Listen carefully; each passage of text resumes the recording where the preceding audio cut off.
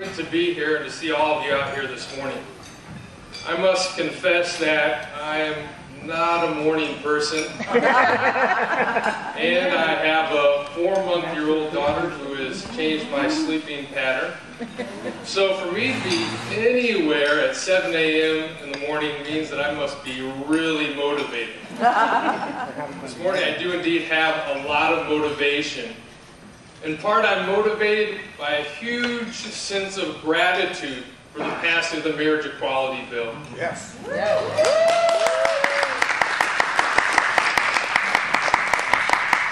I'm grateful to the lawmakers that passed it. I'm grateful to the people at the grassroots that have helped make it happen. I'm grateful to the religious leaders and the congregations that have spoken up for the marriage equality bill. And I'm grateful for the God that has worked through this incredible movement of people to help make this day finally come. I'm also motivated this morning because the struggle for the marriage equality bill still needs us. Yesterday, to make my point, I went out and I bought some waterproof sneakers. 116 miles in Washington weather, I'm going to need them. And what occurred to me is that what we're doing is we're essentially waterproofing this bill so that no one can rain on our parade.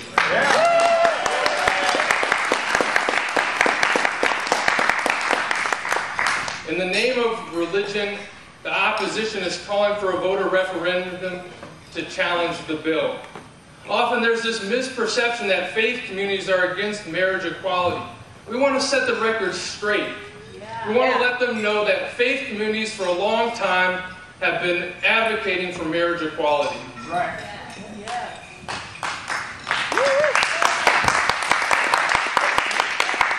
We have deeply held religious beliefs and convictions that lead us to call for equality, to put an end to double standards, to live up to the golden rule. As a Christian, I believe that it is at the heart of my faith that we affirm that everyone is a child of God and that Jesus challenged the unjust laws and practices that push people to the margins of his society. I'm also here this morning for personal reasons. I'm here because of my parents. When I was raised in the middle of Illinois in a Presbyterian church, they taught me that churches should welcome everyone, gay, straight, lesbian, transgender, bisexual. I'm here because of my godfather. When I was a camp counselor at a Christian camp in rural southern Indiana, this ordained Lutheran clergy, this seminary professor and dean, kept reminding me that there was more to Christianity than what I was experiencing that summer.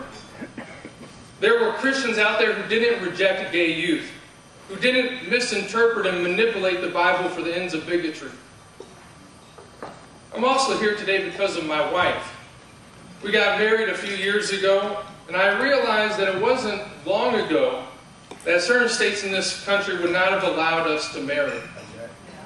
We're an interracial couple, and it was not until 1967 that the Supreme Court declared it was illegal for states to ban interracial marriage. It didn't take me much reflection to realize that I couldn't keep quiet while the unjust double standards of marriage still persist. The gay and lesbian members of my church deserve to be married just as much as I do as a straight male. Yes.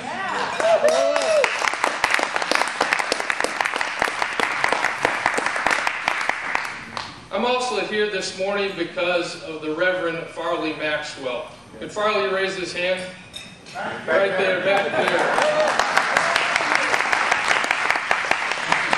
Farley was the pastor of my church 20 years ago when our members voted to unconditionally welcome gay and lesbian persons into our church. I'm here today because clergy from a range of different denominations and faiths have led the way.